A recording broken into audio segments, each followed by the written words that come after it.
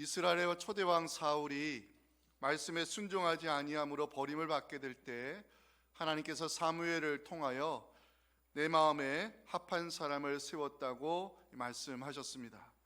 사무엘상 13장 14절 마지막 보시면 여호와께서 그의 마음에 맞는 사람을 구하여 여호와께서 그를 그의 백성의 지도자로 삼으셨느니라. 하나님 마음에 합하여 세운 사람 바로 다윗입니다. 다윗은 하나님의 계획대로 이스라엘의 왕이 되는데 사무엘하 1장부터 10장까지에는 다윗이 왕의 자리에 오른 이후에 승승장구하는 장면들이 기록이 되어 있습니다. 예루살렘으로 수도를 옮긴 후 하나님의 언약궤를 모셔오면서 정치, 외교, 국방 모든 면에서 성공의 가도를 달리는 다윗의 모습, 사무엘하 8장 13절 14절에서 다윗의 이름이 이 명성을 떨쳤다고, 다윗이 어디로 가든지 여호와께서 이기게 하셨다고 성경이 기록하고 있습니다. 다윗의 이름이 명성을 떨치고 있을 때, 다윗이 어디로 가든지 여호와께서 이기게 하셨을 때가 이스라엘의 최고 전성기였고 흥왕할 때였습니다. 그 후 암몬이 연합군을 동원하여 이스라엘의 싸움을 걸어왔는데 다윗은 군대장관 요압과 용사들을 전쟁터에 보냈습니다. 하지만 겨울이 되어 전쟁은 잠시 중단되었고 해가 바뀌어 봄이 오게 됐을 때 암몬과의 싸움이 다시 시작이 됐습니다. 오늘 본문 1절은 그 해가 돌아와 이렇게 시작하고 있는데 그 해가 돌아와 왕들이 출전할 때가 되매 다윗이 요압과 그에게 있는 그의 부하들과 온 이스라엘 군대를 보내니 그들이 암몬 자손을 멸하고 랍바를 에워쌌고 다윗은 예루살렘에 그대로 있더라. 그 해가 돌아와 왕들이 출전할 때가 되었다는 것은 왕이 감당해야 될 책임과 역할이 무엇인가를 보여주고 있습니다. 고대 시대의 왕은 이방 민족으로부터 나라 백성을 보호하고 힘을 키워 주변 나라들을 정복함으로 국가의 위상을 높이는 것이 왕의 역할이었습니다. 그 시대 왕들이 싸움에 직접 나가 참여하는 이유가 여기에 있었습니다. 그런데 다윗, 겨울이 지나고 봄이 돌아와 싸움을 재개할 시점에 예루살렘에 그대로 남았다고 성경은 기록하고 있습니다. 더군다나 군대장관 요압과 용사들 암몬의 수도 랍바를 에워쌌다는 기록에서 전쟁이 거의 막바지 단계에 이르렀다는 것을 성경이 보여주고 있습니다. 하지만 다윗은 출전하지 않았고 왕궁에 남아 낮잠을 즐기는 모습이 이전에 나오는데 넘어짐의 시작입니다. 저녁 때 다윗이 그의 침상에서 일어나 왕궁 옥상에서 거닐다가 그곳에서 보니 한 여인이 목욕을 하는데 심히 아름다워 보이는지라. 다윗은 그 여인을 알아보기 위해 사람을 보내었고 전쟁에서 싸우고 있는 우리아의 아내 밧세바임을 알게 되었습니다. 3절 보시면 다윗이 사람을 보내 그 여인을 알아보게 하였더니 햇사람 우리아의 아내 밧세바였습니다. 다윗은 전령을 보내 여자를 데려오게 하였고 동침하여 밧세바가 임신하는 장면이 이 4절에 기록이 되어 있습니다. 문제는 다윗이 범죄를 은폐하기 위하여 우리아를 전쟁터에서 불러오게 하는데 8절과 9절 보시면 다윗이 치밀한 계획 속에 우리아를 어떻게 하든지 밧세바와 동침하게 만드는 장면을 볼 수 있습니다. 우리아를 불러와 말합니다. 내 집에 내려가 발을 씻으라. 그리고 왕의 음식물까지 뒤따라가도록 배려해 주었습니다. 하지만 우리아는 집으로 내려가지 아니했습니다. 우리아가 왕의 배려에도 불구하고 집에 내려가지 않은 이유는 충직함 때문입니다. 11절 보시면 우리아가 다윗에게 말합니다. 언약궤와 이스라엘과 유다가 야영 중에 있는데 내 왕의 부하들이 바깥들에 진치고 있는데 내가 어찌 내 집에서 먹고 마시고 내 처와 같이 자겠습니까? 죄를 은폐하기 위한 시도 실패했지만 다윗 멈추지 않았습니다. 우리아를 하루도 붙잡아 놓으면서 이번에는 잔치상을 베풀어주고 술에 취해 만들었습니다.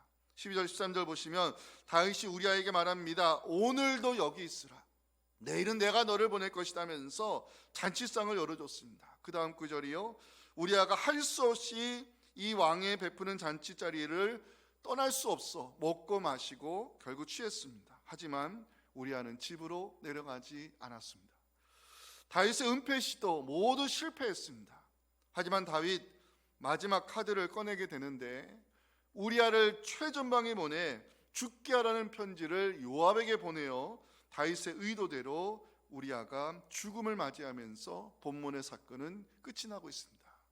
하지만 끝이 아니었습니다. 이 사건에 대한 하나님의 평가가 남았습니다. 다윗의 인생 후반부에 시작되는 불행의 시작 27절에서 예고하고 있습니다. 다윗이 행한 그 일이 여호와 보시기에 악하였더라. 오늘 사순절 첫째 주를 맞이해서 하나님께서 이 본문을 통해 우리에게 어떤 말씀을 들려주실지 우리 첫째 메시지를 함께 읽도록 하겠습니다. 시작. 영적 긴장감을 풀기 시작하면 죄의 유혹이 시작됩니다. 자, 1절 보십니다. 암몬 연합군과의 전쟁이 얼마나 중요한 싸움이었는지 알 수 있는 표현이 나오는데 다윗이 군대 장관 요압을 보냈고요, 그리고 용사들을 보냈고 온 이스라엘 군대를 보냈습니다. 여기에 점층법이 사용이 됐어요. 나라의 군사력이 총동원되었다는 것은 암몬과의 전쟁이 대단히 중요한 의미를 가지고 있는 싸움이었다는 것을 보여주는 대목입니다. 전쟁은 겨울 기간 잠시 중단되었고 봄이 되어 왕들이 출전할 때가 되었습니다. 더군다나 암몬의 수도 라빠를 에워쌌던 기록에서 이스라엘의 승리가 이제 거의 임박했다는 것을 짐작할 수 있습니다. 자, 그런데 다윗 왕의 책임을 뒤로하고 예루살렘에 남게 되면서 문제는 시작이 됩니다. 왜 다윗이 전쟁에 참가하지 않았을까? 이미 이스라엘은 왕이 출전하지 않아도 될 만큼 군사력이 강한 상태였고 암몬과의 전쟁은 막바지 단계에 이르렀기 때문에 다윗은 필요성을 느끼지 못했던 것 같습니다. 하지만 영적으로 해석해 보면 여기서 우리는 다윗이 영적 긴장감을 풀고 있었다는 것을 발견할 수 있습니다. 그 증거가 1절 마지막에 나오는 그대로 있더라 이 말씀입니다. 그대로 있더라 히브리어로 주저앉다는 의미입니다. 부하들은 목숨을 걸고 싸우고 있는데 다윗은 예루살렘에 남아 있었다는 것이죠. 성경은 다윗이 이 영적 긴장감을 풀고 있었다는 것을 보여주기 위해서 주저앉다는 단어로 이 사건을 기록하고 있습니다. 다윗의 풀어진 영적 상태를 보여주는 대목이 또 있죠. 2절입니다. 저녁 때 다윗이 그의 침상에서 일어나 왕궁 옥상에서 거닐다가 목욕하는 여인을 발견했습니다. 저녁 때에 다윗이 침상에서 일어났다, 낮잠을 즐길 대로 즐겼다는 의미죠. 부하들은 라빠를 에워싸고 전쟁을 마무리하기 위해 출선을 하고 있는데 이스라엘의 왕 다윗 낮잠을 자고 저녁 때에 일어났다는 것입니다. 다윗이 왕궁 옥상을 거닐었다는 표현도 나오지요. 거닐다, 이게 히브리어로 아무 생각 없이 왔다 갔다 하다 이런 뜻입니다. 다윗이 낮잠을 자고 저녁 때 일어나 아무런 생각 없이 거닐 때 목욕하는 여인을 보게 되면서 넘어짐이 시작됩니다. 왕의 책임을 뒤로하고 예루살렘에 남아있는 다윗, 부하들은 목숨을 걸고 싸우고 있는데 낮잠을 즐기고 있는 다윗, 아무 생각 없이 거닐고 있는 다윗, 다윗이 영적 빗장을 풀고 있었다는 것을 성경이 지적하고 있습니다. 사탄이 좋아하는 단어가 있어요. 안일함이라는 단어입니다. 마귀가 좋아하는 문구가 있어요. 이만하면 됐지라는 생각입니다. 모든 것이 순조로워 보일 때 안일함이 찾아올 수 있습니다. 모든 것이 순탄해 보일 때 이만하면 됐지라는 생각 찾아올 수 있습니다. 하지만 그때가 넘어지기 쉬운 때입니다. 그때가 내리막길이 시작되는 때인 것입니다. 사무엘하 11장에 나오는 밧세바와의 스캔들은 다윗의 인생에 있어 골리앗과의 싸움만큼 유명한 사건입니다. 골리앗과의 싸움이 다윗의 인생에 오르막길을 열어주었다면 이 밧세바와의 스캔들은 다윗의 인생의 내리막길의 시작이었습니다. 사무엘하 1장부터 10장까지 기록이 다윗이 승승장구하는 장면들을 기록하고 있다고 제가 아까 말씀드렸죠. 종교적인 면에서, 정치적인 면에서, 군사 외교적인 면에서 다윗 어디로 가든지 이기게 하시는 하나님의 은혜로 오르막길에 오르고 있었습니다. 하지만 그때가 조심했어야 할 때입니다. 그때가 안일함이 찾아오는 시기이고 이만하면 됐지라는 위험한 생각이 찾아올 때입니다. 오르막길을 오르고 있을 때, 그때가 겸손의 자리로 돌아가야 될 때요, 영적 긴장함을 풀어서는 안 되는 때입니다. 하지만 다윗 영적 빗장을 풀기 시작하면서 안일함의 자리에 주저앉기 시작했고 넘어짐이 시작이 됐습니다. 이 긴장감을 푸는 것이 얼마나 위험한 일인가 영상 하나 보여드리겠습니다. 시작하면은 스피드 스케이팅 날을 보는 것 같아요. 네, 코스 타야 됩니다. 자, 코스 타야죠. 안쪽에서 자, 마지막까지 힘 내줘야 된다. 자, 마지막 코너. 정처럼 자, 마지막 직선. 대한민국 직선. 끝까지. 들어왔습니다. 금메달.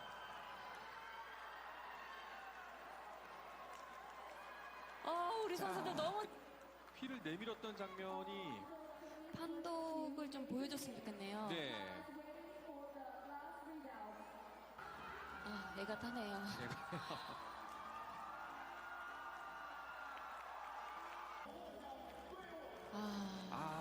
결국 자, 마지막 장면입니다. 자, 지금 보면은 저 만세를 차라리 조금 늦게 했어야 됐네요. 조금만 늦게 했어도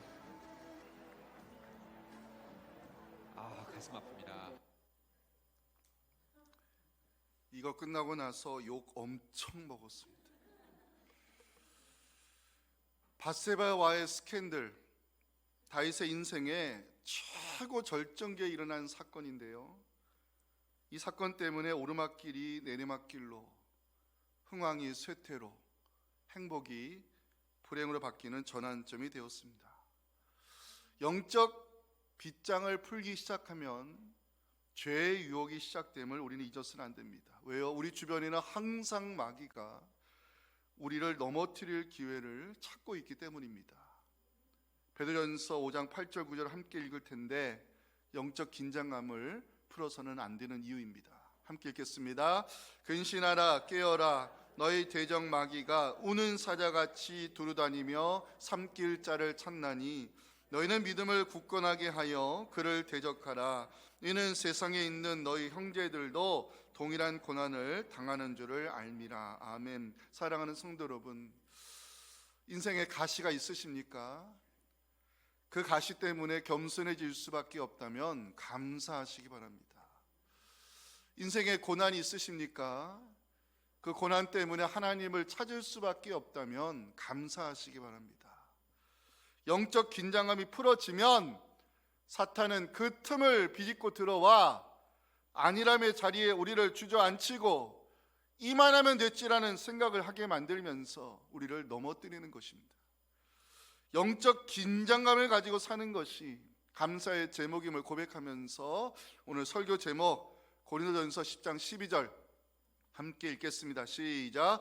그런즉 선질러 생각하는 자는 넘어질까 조심하라. 아멘. 자, 오늘 마지막 메시지 함께 읽겠습니다. 시작. 죄는 은폐의 대상이 아니라 자백하고 해결받아야 할 대상입니다. 다윗이 왕궁 옥상을 거닐다 목욕하는 여인을 보게 되었는데 사람을 보내서 누구인지 알아보게 했습니다. 죄의 시작입니다. 3절 보시면 다윗이 사람을 보내 그 여인을 알아보게 하였더니 햇사람 우리아의 아내 밧세바가 아니니까. 다윗이 사람을 보냈다는 것, 이거 일종의 권력 남용입니다. 전령이 돌아와 보고하는데 햇사람 우리아의 아내 밧세바가 아니니까 질문형을 사용했다는 것은 밧세바는 누구도 알고 있는 여인이었음을 보여주는 증거입니다. 왜? 밧세바는요, 그 당시에 모략가인 아이도벨의 손녀였고 37명 용사 중에 한 사람인 충직한 신하 우리아의 아내였기 때문입니다. 우리아 햇사람으로서 이방인이었지만 37명 용사 중에 한 사람이었습니다. 다윗이 이스라엘의 왕이 되기까지 사울의 칼을 피해 도망 다닐 때 목숨을 걸고 함께했던 용사 중 한 사람이 우리아입니다. 그 여인이 우리아의 아내 밧세바가 아닙니까? 이 질문을 들었을 때 다윗은 멈추어야 했습니다. 하지만 죄의 유혹은 멈추기 힘들다는 것, 다윗을 통해서 드러나고 있습니다. 제가 이제 보여드릴 텐데 다윗이 적극적으로 죄를 범하는 장면들입니다. 4절 보십니다. 다윗이 전령을 보내어 그 여자를 자기에게로 데려오게 했다. 개역 성경에는 전령을 보내었다라고 단순히 기록하고 있지만 히브리 성경을 보면 사자들을 보냈다라고 되어 있습니다. 사자들. 다윗은 밧세바를 데려오기 위해서 왕의 사자들을 보냈고, 밧세바 여인의 입장에서 여러 명의 사자들을 보내는 왕의 명령을 거절하기가 쉽지 않았을 것입니다. 다윗이 권력을 이용해서 부하의 아내를 침실로 불러들이고 난 후에 밧세바는 임신하게 되고 다윗이 죄를 은폐하기 위해 치밀한 계획을 세워서 실행하기 시작합니다. 자, 1차 시도, 우리아를 먼저 전쟁터에서 불러내옵니다. 그리고 제일 먼저 한 말이 뭐냐? 집으로 내려가 발을 씻으라는 말이었습니다. 8절, 내 집으로 내려가 발을 씻으라.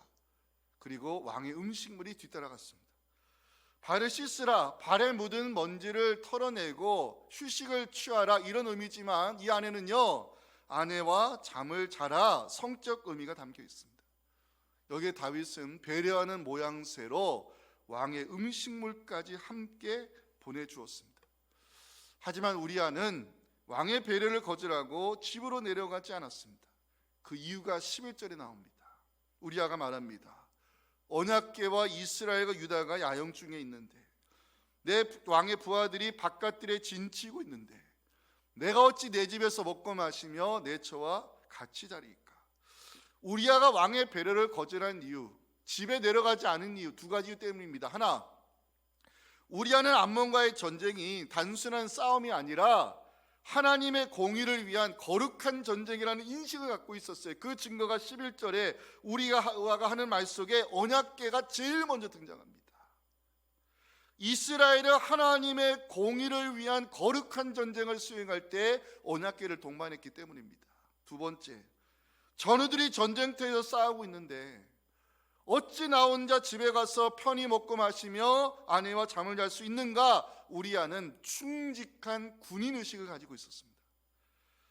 1차 은폐 시도가 실패로 돌아가자 다윗 포기하지 않고 2차 시도를 추진하게 되는데, 이번에는 우리아를 붙잡아두고 억지로 술을 마시게 했습니다. 12절 13절 보시면 오늘도 여기 있으라, 붙잡아놨습니다. 그 다음 말씀, 그리고 우리 앞에 잔치상을 베풀어주고 먹고 마시고 취하게 만들었습니다. 다윗의 치밀한 각본 속에 우리가 할 수 없이 왕이 내준 상을 받으면서 술을 마시고 취했지만 집으로 내려가지는 않았습니다. 결국 다윗은 마지막 카드를 꺼내기로 마음먹으면서 우리아를 최전방에 보내 죽게 하라는 편지를 요압에게 보내었습니다. 1차 은폐 시도 실패, 2차 은폐 시도 실패. 다윗 멈추지 않았습니다. 마지막 카드까지 꺼내면서 충직한 부하 우리아를 최전선에 죽게 하는 간접 살인을 저질렀습니다. 다윗이 우리아를 얼마나 죽이고 싶어 했는지 15절 마지막에 보면요, 그로 맞아 죽게 하라. 아직 죽지 않았죠?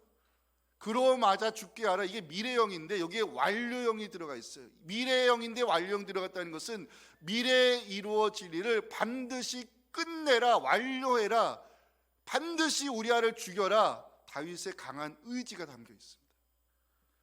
우리아가 들고 가는 편지, 자기가 저지른 범죄를 덮기 위해 다윗은 우리아의 충직함을 이용해서 남의 칼을 빌어 사람을 죽이는 차도 살인 지계를 지금 저지르고 있는 것입니다.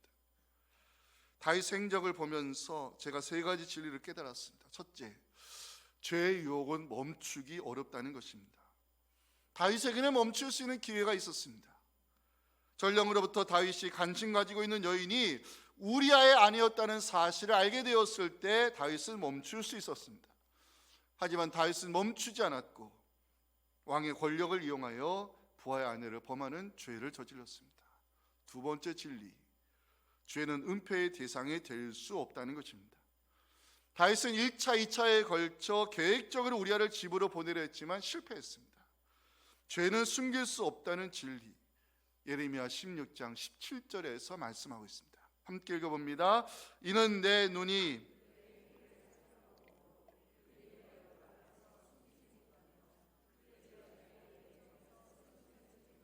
아멘. 세 번째 진리, 죄는 불행의 시작이 될 수 있다는 것입니다. 다윗은 밧세바의 스캔들이 있기 전까지 정말 승승장구했습니다. 하지만 밧세바를 범한 이후 오르막길에서 내리막길로 내닫기 시작하는데 다윗의 인생 후반부에 어두운 그림자가 덮이기 시작했습니다. 다윗이 죄를 범한 이후에 어떤 일이 일어났을까요? 먼저 다윗과 밧세바와의 사이에 태어난 아들이 죽었습니다. 왜 죽었을까요? 그 이유가 사무엘하 12장 15절에 이렇게 기록이 되어 있습니다. 여호와께서 치심해. 왜 하나님이 치셨을까? 죄를 은폐하려는 다윗의 행위가 하나님 보시기에 악하였기 때문입니다. 자, 27절 보십니다. 다윗의 행적에 대한 하나님의 평가입니다. 다윗이 행한 그 일이 여호와 보시기에 악하였더라. 다윗이 범죄한 이후에 어떤 일이 일어난지 아십니까? 근친상간의 죄악과 형제가 형제를 살인하는 끔찍한 일이 다윗 집안에서 일어났습니다. 다윗의 딸 다말이 첫째 아들 암논에게 겁탈을 당하게 되고 분노한 셋째 아들 압살롬이 첫째 아들 암논을 죽이는 근친상간의 죄악과 형제가 형제를 살인하는 그런 일이 다윗 집안에서 일어났습니다. 셋째 아들 압살롬, 아버지 다윗을 향해 반역의 칼을 들었고 다윗은 왕궁에서 쫓겨나는 수모를 겪어야 했습니다. 반역의 아들 압살롬, 결국 요압의 칼에 죽게 되고 다윗은 아들을 잃은 슬픔을 금할 수 없어 통곡하는 장면이 사무엘하 18장 33절에 기록이 되어 있습니다. 왕의 마음이 심히 아파 내 아들 압살롬아, 내 아들 압살롬아, 차라리 내가 너를 대신하여 죽었다면. 다윗의 인생 후반부에 일어난 불행한 사건들, 이것이 끝이 아닙니다. 후계자를 정하는 과정에서 다윗의 넷째 아들 아도니아가 스스로 왕이 되겠다고 두 번째 반란을 일으켰습니다. 아도니아를 죽인 사람이 누군지 아십니까? 밧세바와 솔로몬입니다. 다윗이 밧세바를 범하고 나서 죄악을 은폐를 했을 때 하나님은 다윗의 모든 행적을 지켜보시고 그의 행위가 악하다고 평가하셨습니다. 다윗은 우리아가 죽고 밧세바를 아내로 데려온 이후에 모든 상황이 끝이 났다고 생각했는데 하나님의 징계가 시작이 됐습니다. 다윗이 범죄한 이후에 네 아들이 죽었습니다. 왜 네 아들이 죽었을까? 우리아의 안타까운 죽음에 대한 하나님의 되갚음이라고 해석할 수밖에 없습니다. 사무엘하 12장 6절 보면 하나님이 보낸 나단 선지자가 다윗의 죄를 지적하며 이렇게 책망합니다. 그 양 새끼를 4배나 네가 갚아줘야 될 것이다. 사랑하는 성도 여러분, 죄는 은폐의 대상이 아니라 자백하고 해결받아야 할 대상임을 명심하시기 바랍니다. 다윗 멈출 수 있는 기회가 있었지만 죄의 유혹은 멈추기가 어려웠습니다. 다윗 범죄를 은폐하기 위해 치밀한 계획을 세워 시도했지만 모두 실패했습니다. 다윗의 인생 후반부에 일어난 두 번의 반란과 네 아들의 죽음, 죄가 얼마나 심각한 결과를 가져오는지 우리에게 적나라하게 보여주고 있습니다. 죄의 심각성, 다윗은 하나님의 계명을 모두 어겼습니다.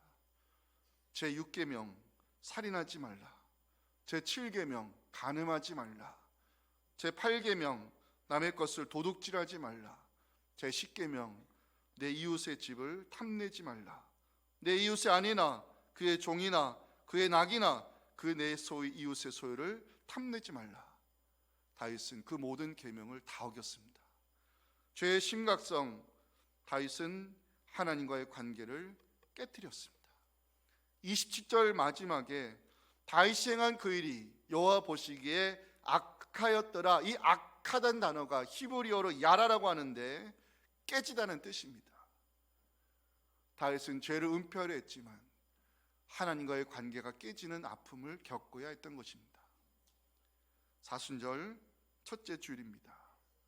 사순절 기간 우리는 죄를 은폐해서는 안 되고 죄는 자백하고 해결받아야 될 대상임을 기억하시면서 진정한 회개를 통해 용서의 은혜를 누리며 하나님과의 관계를 회복해가는 의미 있는 사순절 보내기를 소망하며 요한일서 1장 9절 말씀을 함께 읽고 오늘 설교 마칩니다. 시작.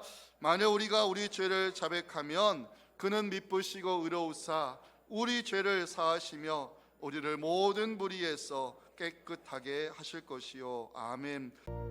지금은 우리의 죄와 허물을 덮어주기 위해 십자가에서 온 물과 피를 쏟아주신 우리 구주 예수님의 은혜와 진정한 회개를 통해 우리에게 놀라운 죄사함의 은총과 관계 회복의 은혜를 내리기 원하시는 하나님 아버지의 크신 사랑과 성령의 역사가 오늘 주신 이 귀한 말씀을 가슴에 새기며 하나님과의 관계를 회복하기 위해서 나의 은밀한 죄를 자백하고 진정한 회개를 통해 하나님 앞에 새로운 믿음의 예배자로 세워지기를 소망하는 사랑하는 모든 성도들의 이 간절한 부르짖음과 우리 자녀들의 믿음과 이제 시작하고 있는 겨울 사역 위에 지금부터 영원토록 함께 하시기를 간절히 축원하옵나이다. 아멘.